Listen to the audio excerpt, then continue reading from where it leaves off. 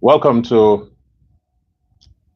today's edition of Uncensored Guyana. I am your humble servant, Dr. Prasad. Love Prasad, your precious gift. Now,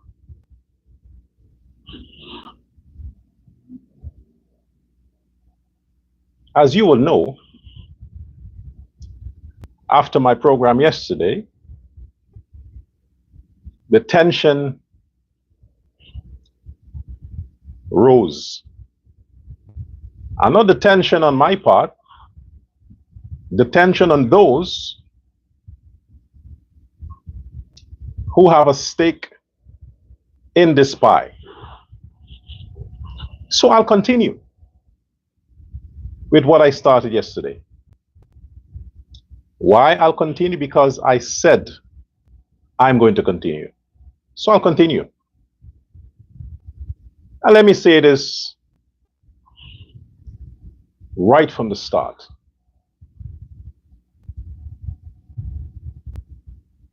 Like I've said before, you have made threats something you do best since back in the day, where I tried to defend and try to bring a different position regarding the so-called crime that was committed on that unfortunate drowning of that child.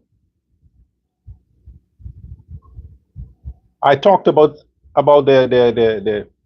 the negative propaganda and the bad publicity and the fact that they were using this situation for political mileage. You threatened me then. You talk about all kinds of stuff. You call me all kinds of names. And I'm still here. So bring it on. Continue with your threats. You see, I'm like the Hulk. This is why I wore green today. I'm like the Hulk. The more you threaten me, is the more encouraged I am to continue on the path that I am. I need a challenge. I need some motivation. I need some inspiration.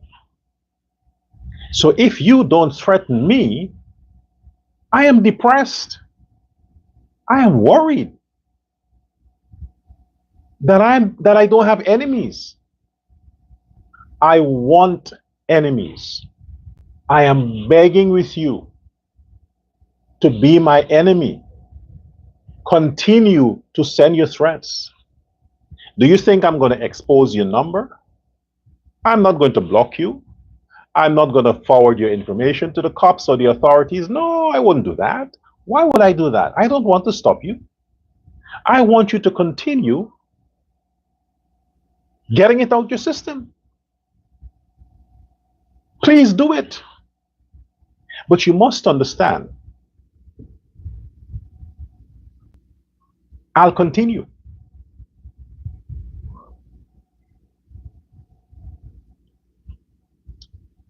And by the way,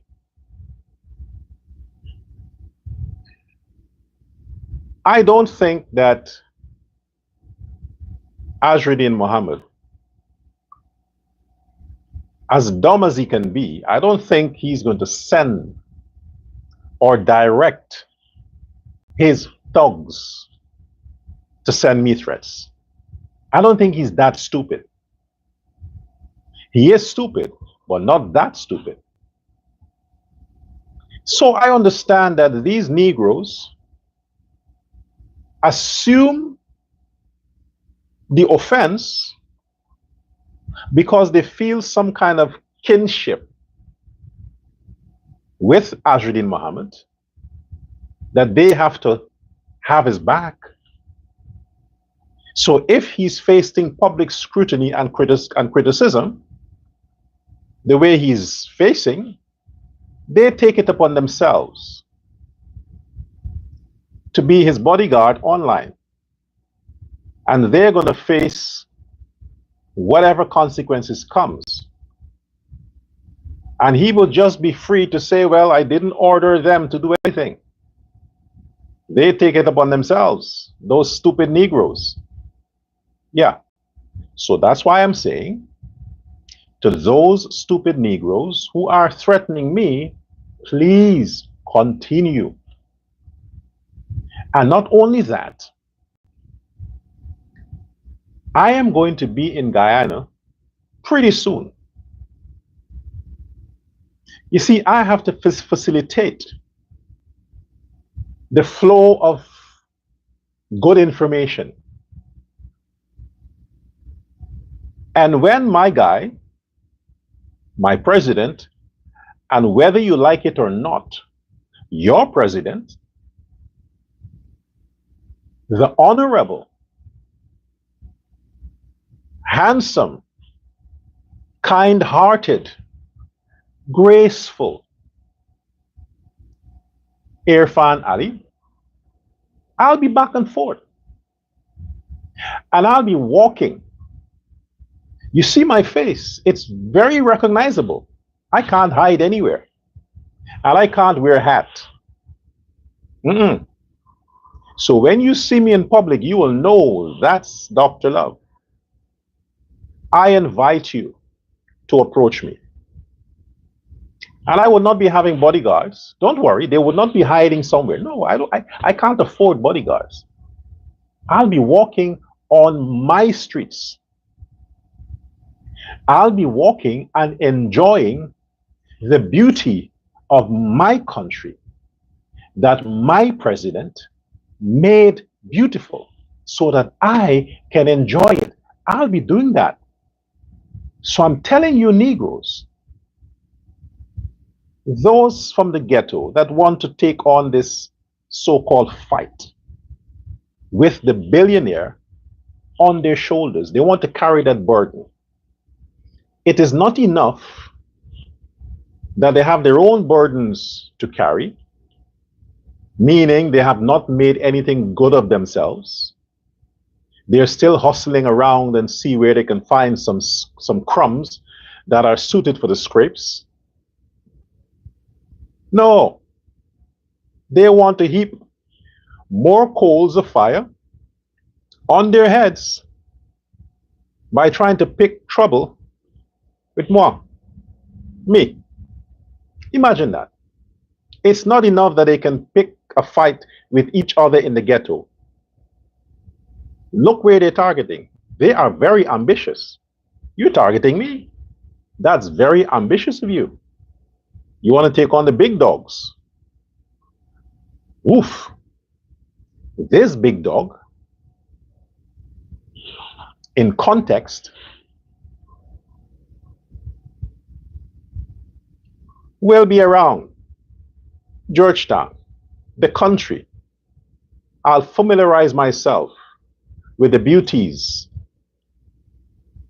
of Guyana. So you can come. I'm inviting you. You see how calm I'm saying that? I don't want to scare you off. I can be harsh and rough and I can use my explicits. Yeah, but no, I want you to think I'm your humble servant. So you can come. Please. Now, get the fuck out my way so I can continue saving Guyana. Moving on. Have you seen the interview with our president, Irfan Ali, talking to Neil Marks, the reporter? And speaking of which, reporter is not that It's not befitting Neil Marks. Neil Marks is who you call senior journalist. Gordon Mosley, Neil Marks, you refer to as a senior journalist. That man is a journalist, not that idiot for hire, wannabe reporter, camera stealing, ghetto Travis Chase. No, he ain't nothing.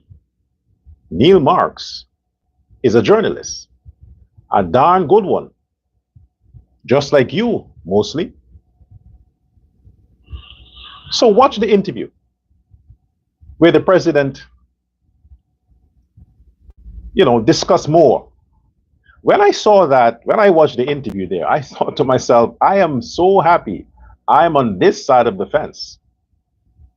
When I saw that interview with President Irfan Ali discussing the manifesto, I thought, okay, I'm on the right side of history. I'm on the God side. You would think that he is the daddy to all Guyanese. You would think that he slept with all Guyanese women and they made children for him. The way he talked, the man talked as if that's his concern. He talked as if all them Guyanese children, include the ones from the ghetto, the numbskull one, the one who did well at CXC, all them kids belong to him. That's how he talked. I listened to him and I thought, what's wrong with this guy, man? When would he stop taking on people's burden like this? You would think that it's his responsibility to make sure that every single Negro eats a plate of food every day. That's what you would think.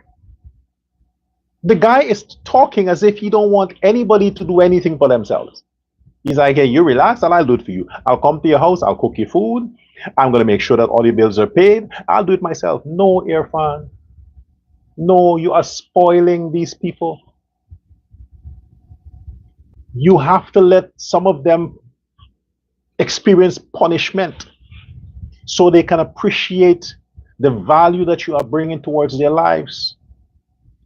Look at how you transform their lives since 2020.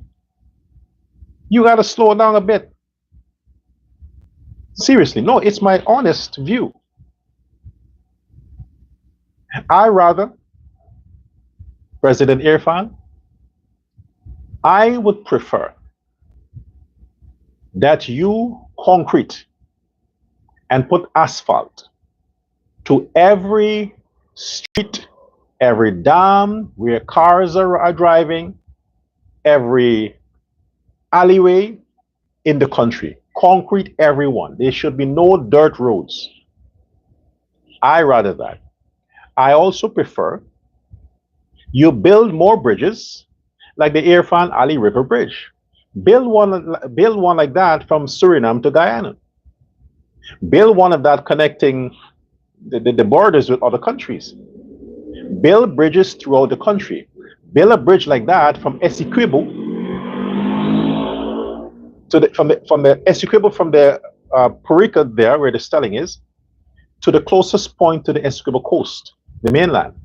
Build another bridge. I prefer that. I'll prefer you bring some trains back. Yes. But, don't give them so much of money. No. Don't worry with Norton. Norton's camp, they would borrow money for a party. They would go to the bank. I mean, that is the group that follows Norton and the group that follows that criminal, Azruddin Mohammed. Yes, he's a criminal. That group, they would take a loan from the bank to hold a birthday party, a wedding, a bottom house, whatever. That's what they would borrow money for.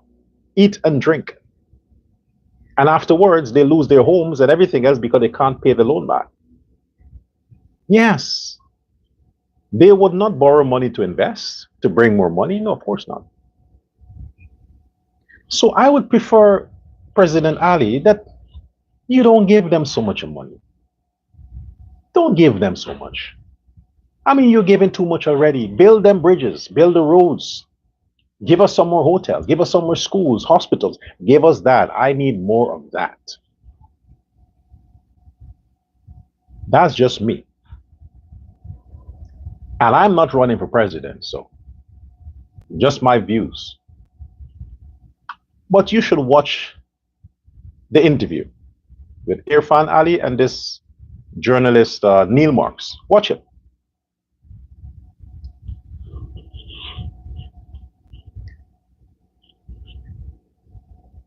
I am making a formal, on this video, this live, I am making a formal complaint to the United States Justice Department that looks into the whole cross-border smuggling, gold smuggling, drug smuggling, all of that. I'm making a complaint. As a citizen of Guyana, as a worthy recipient of the services of the country that comes by virtue of income tax collections and revenue generation, I am saying that I would like the American Justice Department to move ahead with criminal charges and further arrest of the Mohammed's family and all the players that are tied to the Mohammed's family. I deserve justice. My tax dollar has been stolen. I would like to recover that money, because when I look at the time when this embezzlement started, my grandmothers would have still been alive. They were robbed of increased pension, increased services by virtue of tax withholders like the Mohammed's family from paying their due.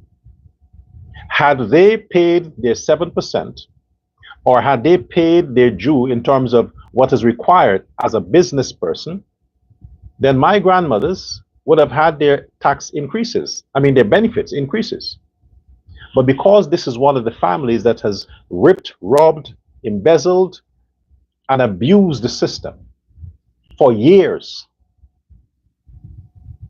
I take that personal. I am going to claim I want reparations for all the years that this Mohammed's family stole from my wealth. The resources of Guyana belongs to me. And if you steal from the resources of Guyana without giving the country its due, you steal from me. An American Justice Department, I'm asking for your intervention. I'm asking you to help us to recover those losses so that it can go into the treasury and it can filter down to those who were deprived and robbed of that money, of that revenue.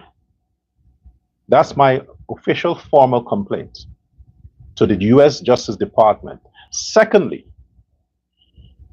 in the near future, I will be securing legal advice regarding a lawsuit against the Mohammeds for the stolen tax revenue.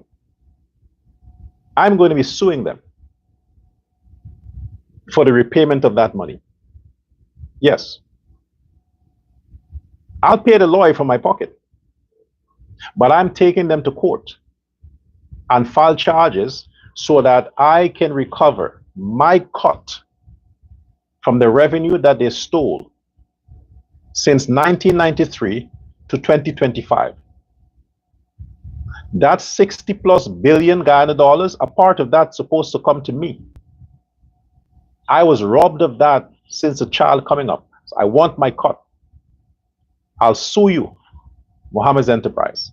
And I have all the grounds. I have all the grounds. I have the sanctions. I have all the information that would support my case. You are unnoticed. Let's go back a bit. Kemraj Ramjattan,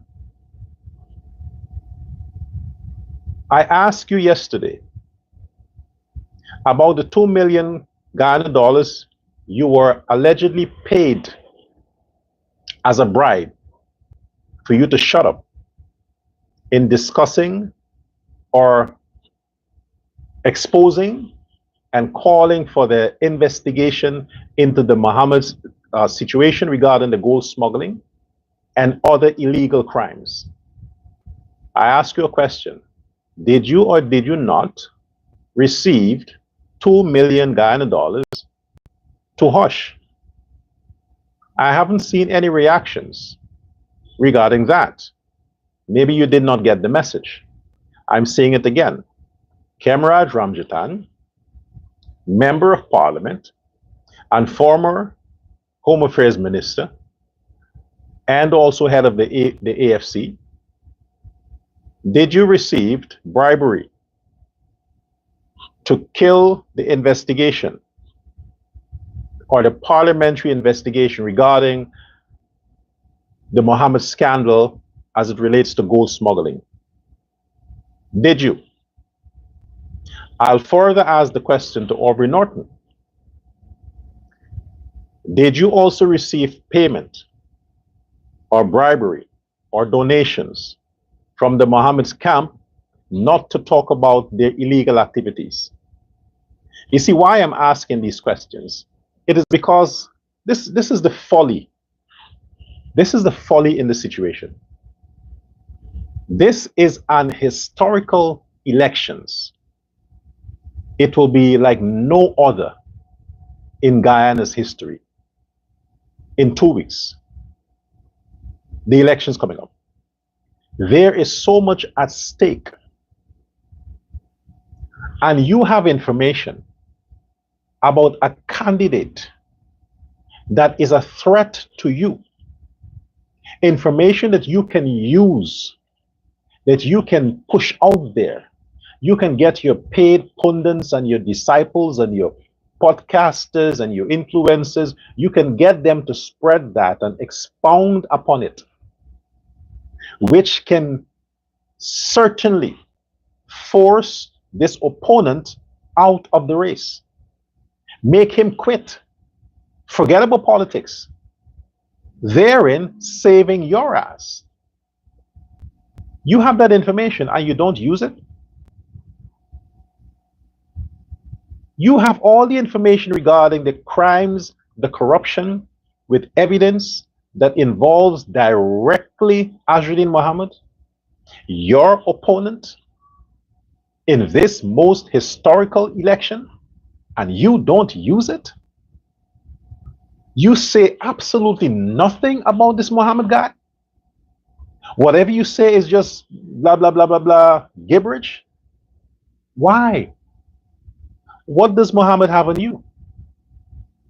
Were you the PPP and PNC and your offshoot parties and your candidates, were you all complicit? Were you all, did you all receive money under the table not to push this in the parliament, not to push this in the public? So since you received your payment and you had to sign an NDA,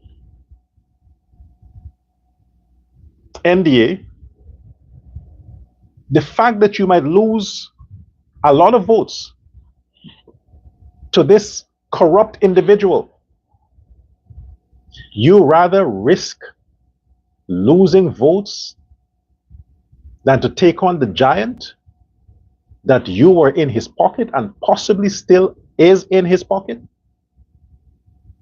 I would have said, listen, if I was the opposition leader or any opposition party, and a man like Mohammed with all those nasty things on his name, all those crimes, the trail goes to Egypt. I don't care how much he would have bribed me.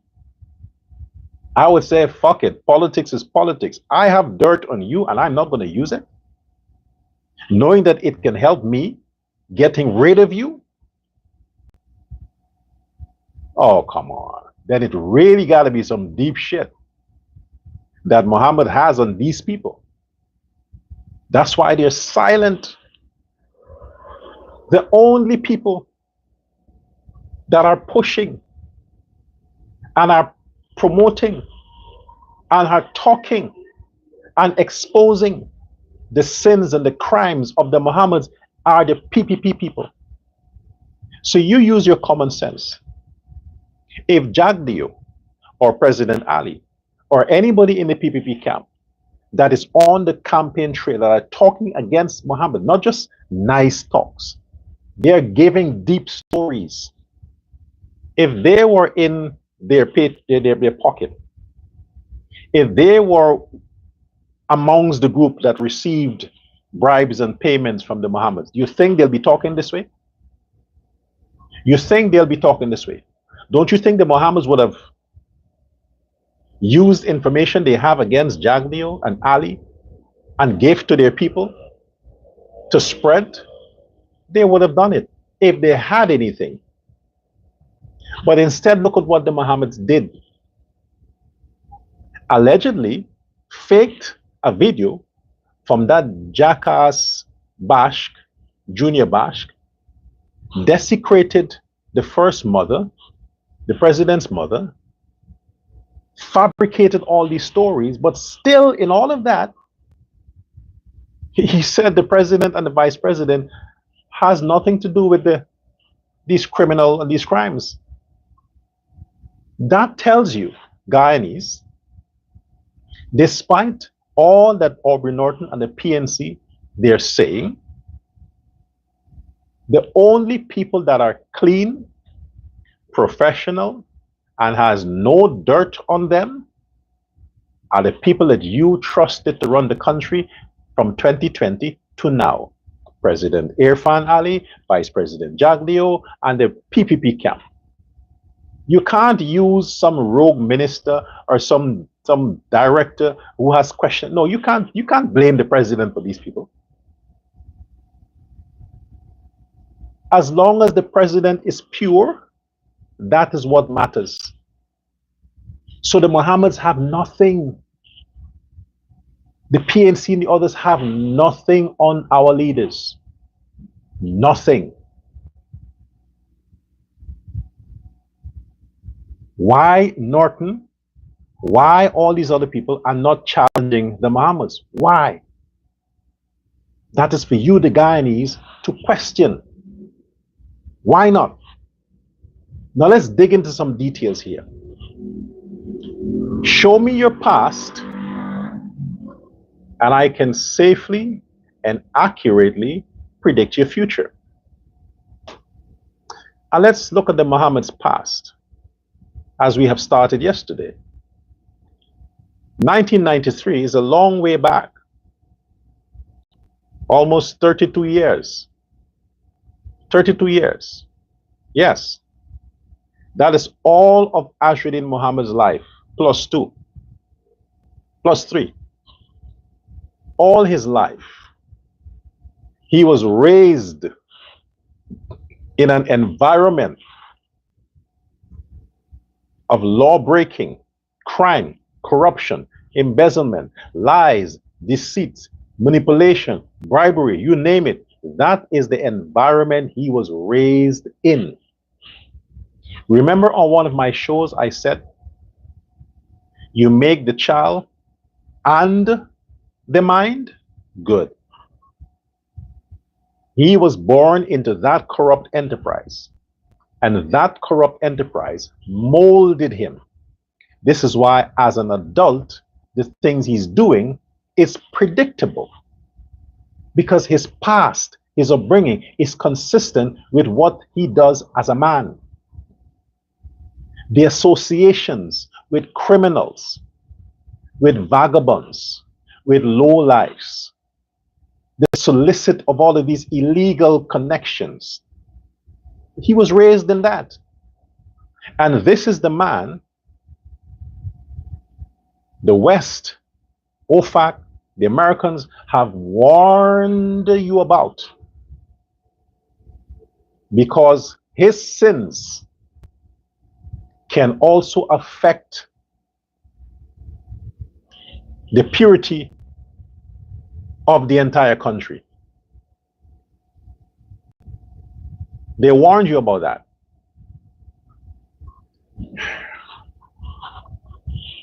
Who is this ship, this trawler? Question again. Azruddin Mohammed. You see, according to recent historical information, the 2012 gold heist is not the first. There was one in 1993 that the Mohammeds were tied to. And that got international attention. It also caused international forces to do their investigation as to where the gold went, how this happened, and persons who were involved in that heist were also were believed to be military persons. Military persons. The Mohammeds' names were called in that as well. 1993 heist. Their names were fingered in that as well. Also involved a fishing boat that had a license to fish. That was a license. It was a fishing boat that was supposed to just do what is called fish. So when this heist happened, then the authorities understood that you're not fishing, you're smuggling gold. You're transporting gold from Guyana to Curacao. You're supposed to be fishing. Somehow, the complexities of the case caused it to subside. But they were fingered in that. And that boat was called Lady Q. Lady Q, I think. Yeah, Lady Q. Imagine the insult to women.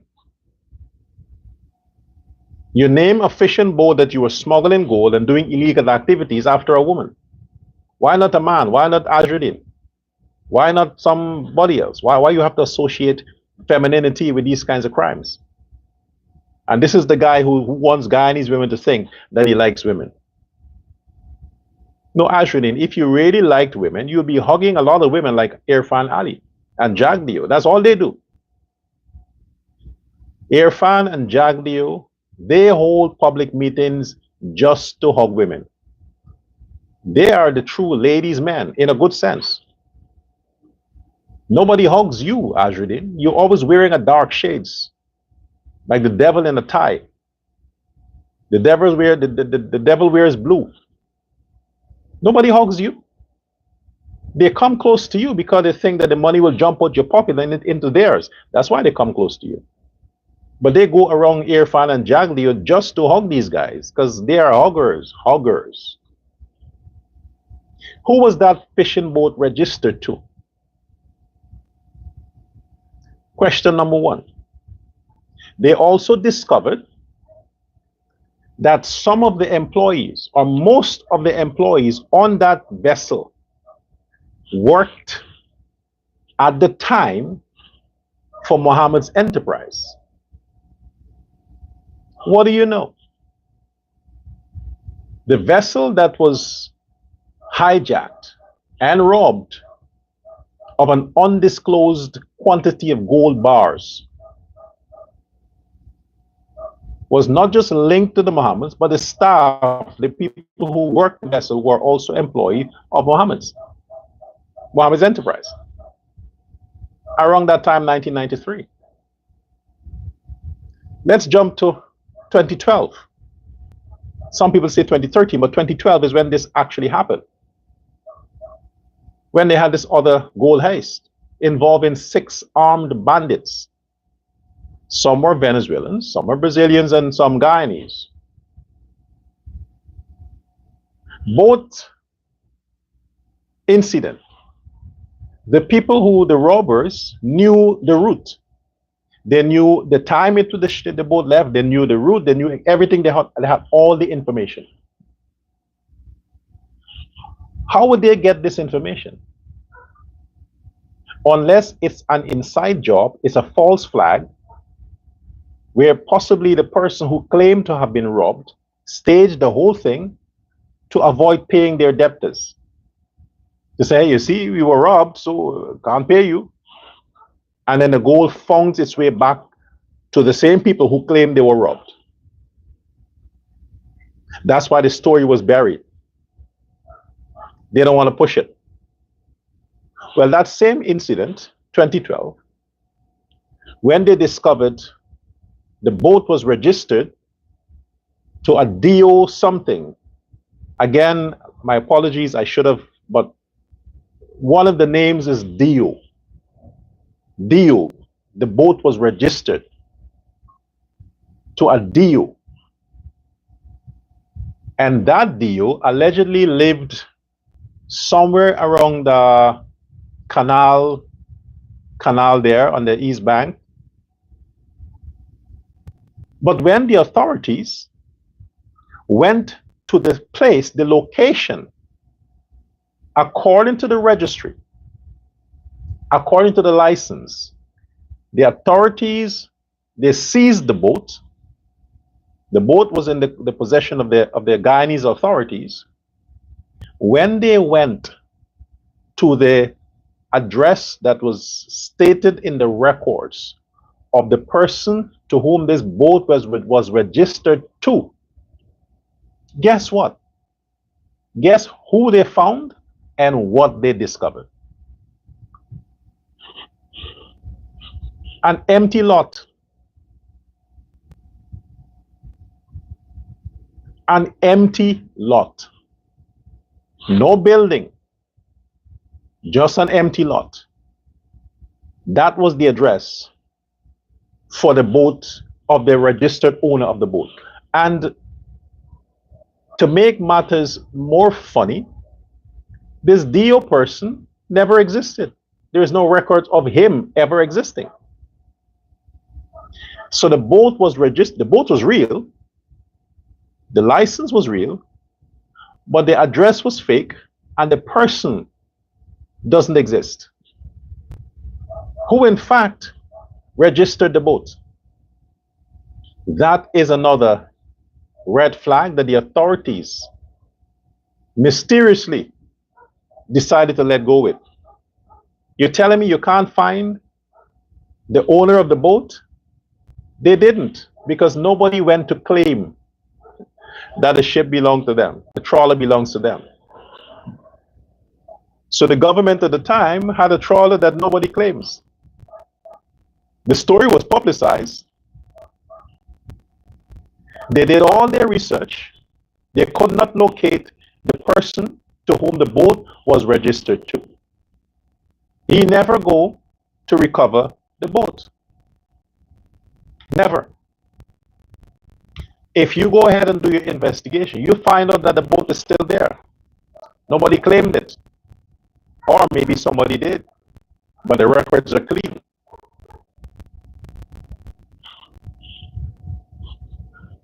How do they know that it has something to do with the Mohammeds? Again, because it's a similar case and people talked. Investigation revealed that yes. That's when somebody went to Curacao to conduct the investigation regarding the amount of gold that was stolen. On that 2012 gold heist, the value of that gold that was allegedly stolen by the robbers was in excess of 11 point something million American dollars. Yeah. 11 point something million American dollars. That was the value of the small amount of gold to which the robbers went away with. That was never recovered. And the trail of the investigation led them to Venezuela and Suriname. places to where the gold could have been smuggled from. Ended up in Guyana, and from Guyana en route to Curacao, and then to Miami to this metal factory, this Republic Metal Refinery, Republic Metal Corporation. And they, Republic Metal, they had to file for bankruptcy because the American FBI, the Justice Department, pursued them because they were busy with the investigation. They pursued them because what Republic Metal was doing, they were undervaluing the gold they were smelting for the clients. So when the clients declare in by way of how much gold they have in terms of to pay taxes, Republic Metal would undervalue it. So the clients will pay far less in taxes than the actual value of the gold. And the Americans, as genius as they are, they realized that the customers were being shortchanged. The state was being shortchanged, and these countries from which the gold came were being shortchanged. Hence, sanctions on the Mohammeds because of these practices. And Republic Metal Corporation could not pay the penalties that came as a result of their corrupt practices. They had to file bankruptcy, and their company was acquired by another company, which continued. Now that's another story. So what I'm saying here, the Mohammed enterprise, Azruddin Mohammed and their company and their family and their businesses were tied to Republic Metal Corporation, smuggling the gold through Guyana, Curacao to America, undervaluing, mixing the gold, and then selling it and sending the money back to Guyana, which the Guyanese bank, NBIC, now Republic Bank, they were getting $1 million American dollars a day back in that time. Now, people, when you are involved in that level of crime, that you could risk being caught by the mighty United States of America, you are not in a small ring. That is an international mafia ring you are involved with, because there are a lot of people who need to be bribed, silenced, dealt with, so that your money and your business can continue. So we are not dealing with ordinary criminals here. You think the Americans have nothing to do to go after an innocent family like the Mohammeds who claim to be good Muslims? These people were investigating the Mohammeds for years. The Caribbean gold smuggling ring that involves trafficking, arms, drugs, this whole ring.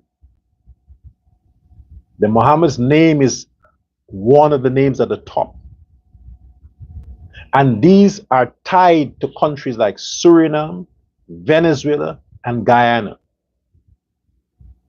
So while you and your country, while the government of Guyana, our president, is stressing, getting old, gray, sleepless nights as to how to keep the country safe, how to keep the country protected, how to protect the integrity of the Guyanese border and sovereignty.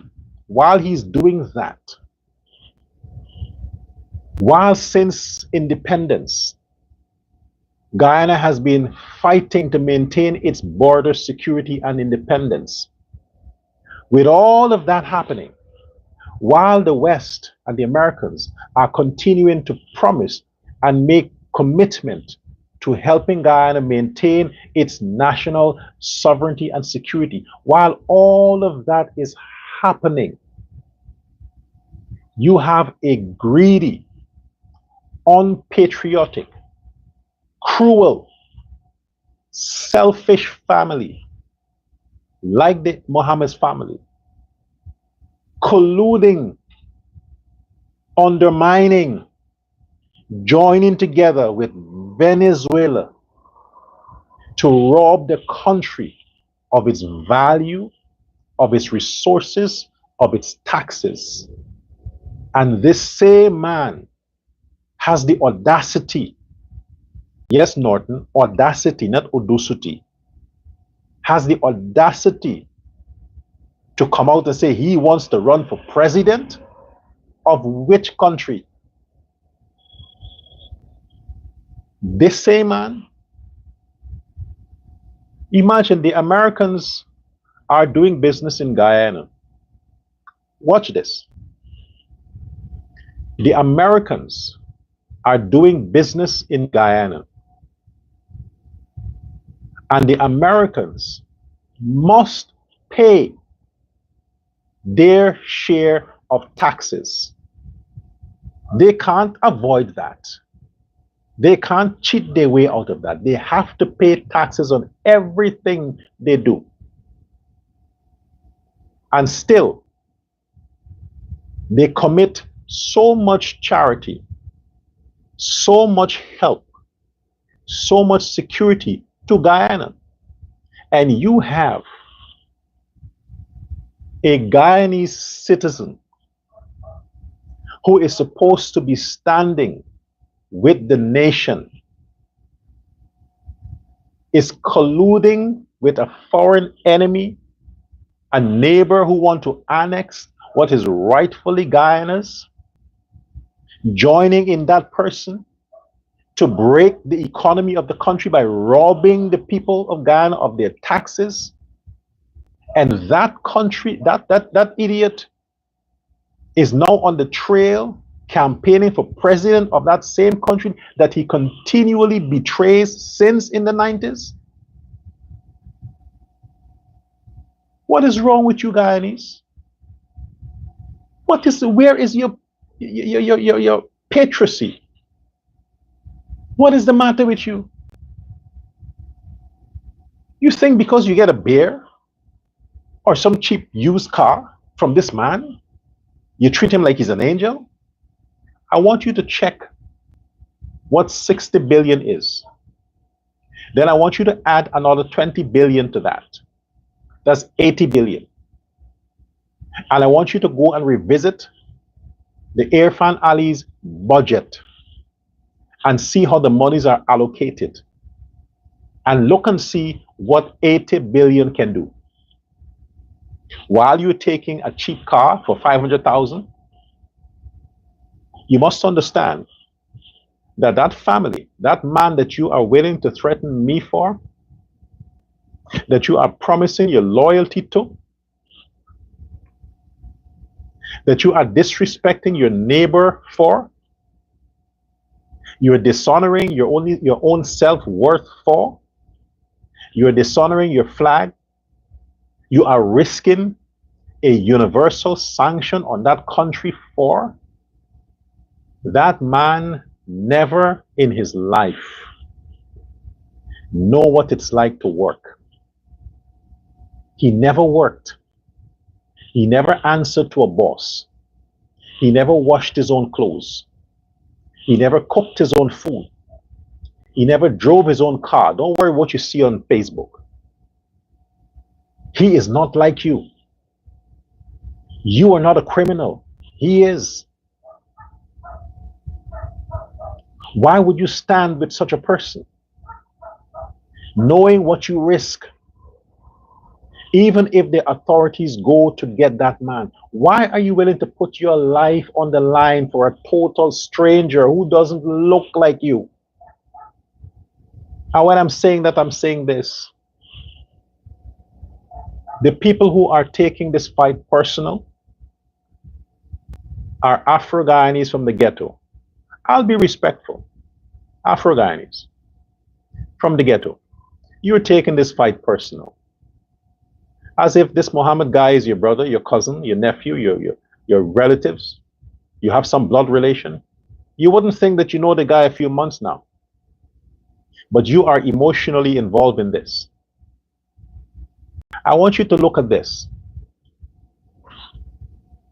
You hate President Ali, you call him a racist because he's Indo-Guyanese, right? You hate Jagdeo, you call him a racist because he's Indo-Guyanese, right? Then who is Muhammad? Who is Muhammad? Chinese? Caucasian? He's also Indo-Guyanese. So you are hating one Indo-Guyanese who is your democratically elected president, who has done all he can to better your life. You're hating him. You're cussing him. You are withholding your vote from him for another Hindu-Guyanese who is a billionaire who wants to get into politics and government to save his own ass from paying the billions in taxes that he should have paid. Where is the sense in that? If Muhammad promised you $10 million each,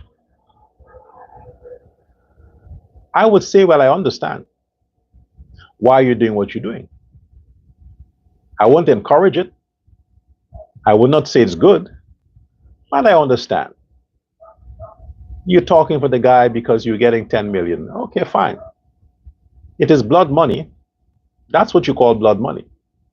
Because that is money that should have been in the treasury for taxes. But you're not getting anything.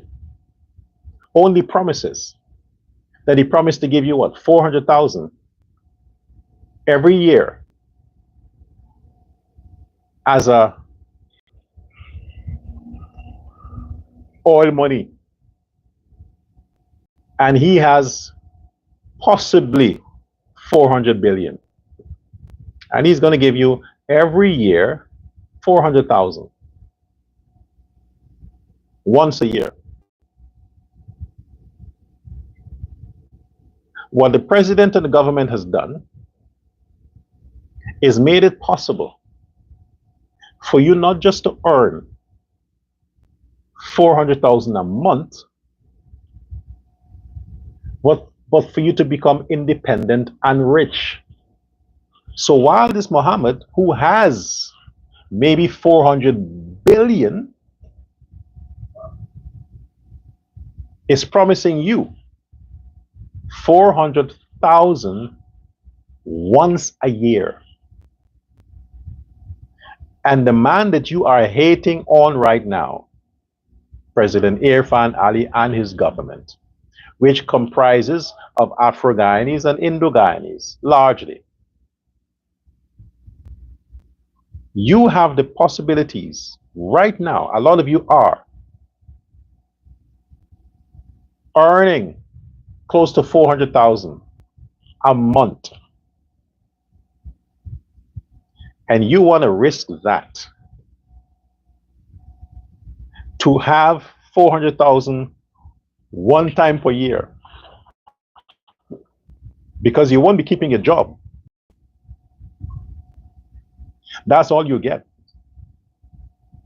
Because if he gets into government, as you would make, all the jobs are gone. The oil companies will leave. The banks will close down. The government will shut down. That is what sanctions do. The Americans will close their embassy. The Canadians, the British, all of these countries will shut their embassies down and they will move out of Guyana. That's what sanctions do. And all you would have to live on is the rest of the Muhammad's money that he will distribute until it's finished. And in 2 years, he will go broke. The country will go broke. And you saw that movie with Will Smith, I Am Legend. You saw that movie, that vampire movie with Will Smith. When he was the only one left, everybody else became vampires and zombies. That's what Guyana will head to. Because all the businesses will leave. They can't operate anymore.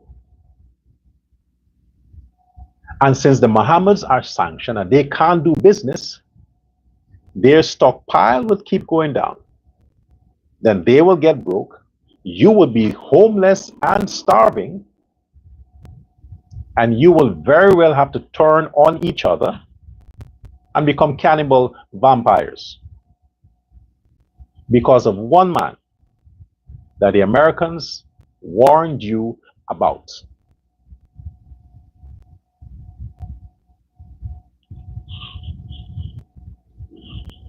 Why do we keep saying this? Because all of us has a stake in the pie. I have a large stake in that country. This is why I've called on the Americans to go and get Mohammed. It's not too late to block him from going through with this thing he's doing, this gimmick. Because I know there will be some stupid Guyanese who might very well vote on him. Stupid ones. And their stupidity can cost the rest of us. While the large amount of Guyanese are not a part of it, we do not support this man. Their actions, the actions of a few, will directly impact the rest of us. So we have to make sure that we press the government, the authorities, GCOM. This should have been massive protest on the streets of Georgetown against this man contesting an elections. We understand that there are people who are vulnerable that may vote for Mohammed, but their vote will cost the rest of us. We should have been campaigning and protesting to stop this. Don't wait for the inevitable. Don't do that. It will be too late. This is what democracy does. GCOM should not have allowed the Mohammed to have a political party and to contest the election. They should not have allowed that. You're calling Jagdeo and Irfan Ali a dictator. You think if Irfan was a dictator, Mohammed would have been this far? He would have been finished a long time. Look at the countries where they have dictators. Do you see them having issues like what Guyana has with these people? Mohammed would have been, he's an easy boy to deal with. They have all the evidence to lock his ass up. All the evidence. Seize his assets, freeze his bank accounts. They have all the evidence and they have international backings to do it. So which dictator would not take that opportunity? You tell me, which one? That is every dictator's dream,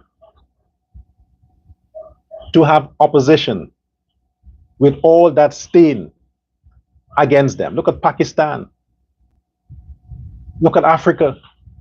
Look at the United States. Look what they did to Trump. And he is not as, he is like an angel to Azruddin. But still, look what they did to him. For a little stupid so-called misdemeanors, crimes, that they still couldn't prove.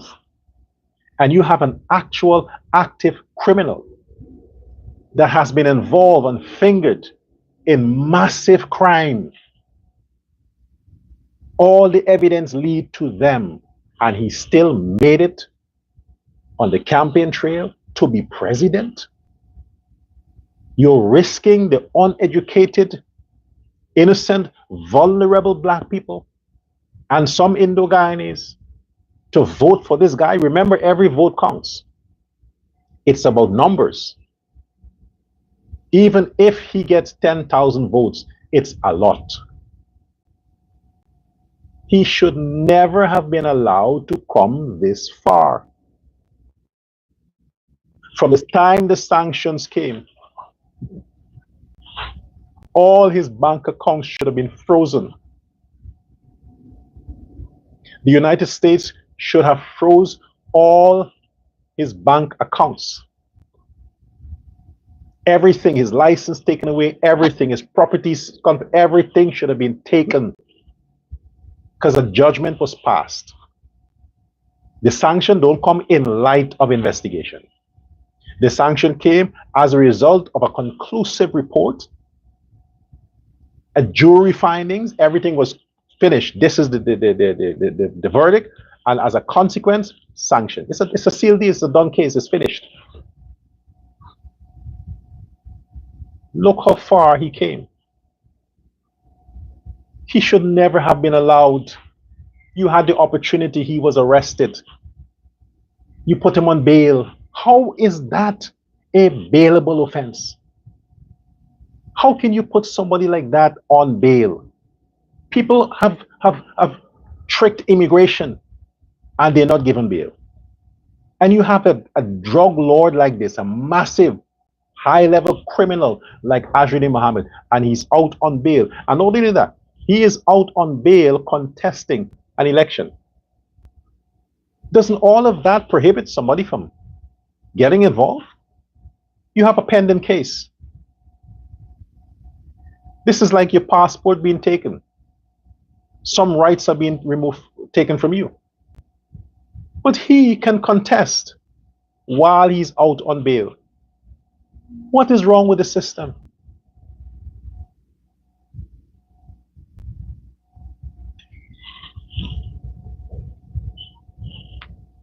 I need my cut. I need my cut of that tax money that Azruddin Mohammed's family has stolen. I need my cut. I need my cut. And this warning I'm going to leave you with for today. Donald Trump had already given the okay for the United States Marine to move in international waters. Right now, they are out camping outside the Venezuelan borders. 4,000 Marines. Now they're already there. There is a warrant for Maduro's arrest. There's a $50 million bounty. Whoever gets him first gets that bounty. 50 million. When Maduro goes down, all his criminals in arms goes with him. We have evidence. The Mohammed's family are in bed with the Venezuelan kingpin. We have information by the Americans that Maduro is the biggest smuggler of gold and other stuff in the Caribbean. Some say in the world. And we also know that Azruddin Mohammed is directly tied to Maduro. When this battle begins and the Americans get the go-ahead to go in Venezuela and get Maduro, the war would start on our backyard. There will be an increase in refugees from Venezuela to Guyana. Some of those refugees will be paramilitary, rebels. You don't know what their plans are. You don't know what ties they may already have with this Azruddin guy. You don't know if they will be planning a coup in Guyana. We don't know. But that problem in Venezuela that is brewing, is building up, will directly affect Guyana. And if you have friends of Maduro who are known to have ties with Maduro and their crime enterprise since in the 90s, with gold smuggling and all these kinds of stuff, when that shit begins, what is stopping it to escalate into Guyana and Mohammed capitalizing on the destabilization. What is stopping them? If we can stop the Mohammeds now and deliver him to America, so deal with him there, because these crimes that they committed, these laws that they broke, the Mohammeds also broke the laws regarding American regulations about currency and trade, and they broke the American laws, not just Guyana, American laws too. Don't wait until it's too late. Elections is 2 weeks. All the decent-minded Guyanese, I know you have your grievances. I understand. You all think you should be rich. You don't want to work hard like the rest and save your money and plan. You don't want that. You want to wake up one day and you're rich. It don't work like that. I wouldn't advise you to go down the road the Mohammeds did, because you see what happened. Today, they have to pay for that. And justice will be served. What I'm saying is, think of your country. Do for Guyana what you never did before. You pushing, promoting, and spending whatever you can to help a billionaire criminal is not doing good for yourself or the country. You are further subscribing to the destruction and the demise of your country. Where would you go? America wouldn't take you. No other country would take you. You have to stay there and rot in the crime and poverty that will follow. You would bring back the Bornum days, but worst. I am calling forth your good sense. And I'm saying, let us save Guyana. Let us save Guyana. You have your leaders now that you can trust. Mohammed is tied to the PNC, and they are in bed together to corrupt Guyana.